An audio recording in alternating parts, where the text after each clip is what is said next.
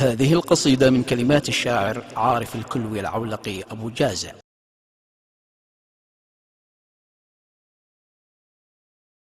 قال مسجون والله ما تهنى ما نام كل ليلة على الهاتف تجيني قضية.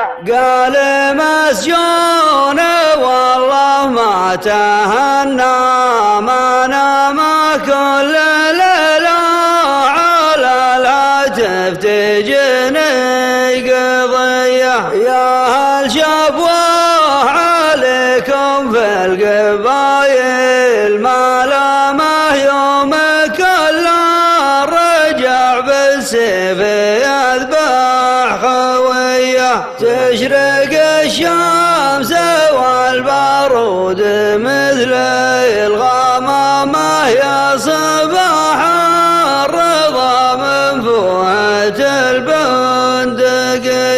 ونجاة المروة والوفا والشهامة وين عرف العرب والعزوة اليعربية.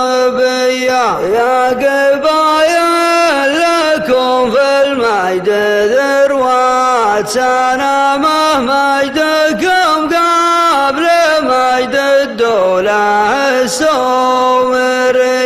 يا شيوخ القبايل يا وجه الكرامة فكروا وارجعوا نحو الطريق السوية. الحكومة تحارش بينكم بالزعامة شلت حقوقكم جمعا وصرتم ضحية. دين الإسلام ما بثار ما بغشامه والحسد والقضاء والثار في الجاهلية.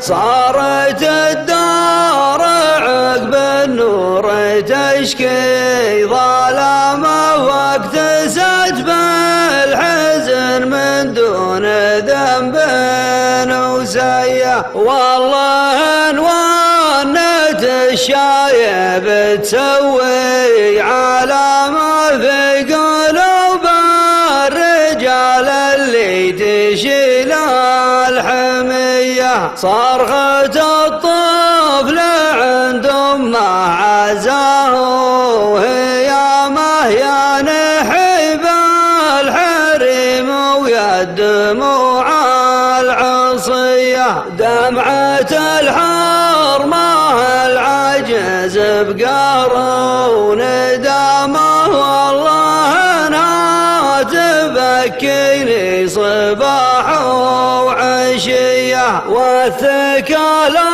احزانت ما عاد شفت ابتسامة. حسبي الله على من سببوا في الخطية. يا هل العرف كل انسان ينظر امامه ارجعوا للحقيقة بالعقول الزكية. ولكم من عذاب الله يوم القيامة يا الله العفو من قتل النفوس البرية. تقتلون البري قبل اتضاح التهامة واكبر مصيبة ان الخالي يقتل بزية. يا هل شبوه بغينا صلحكم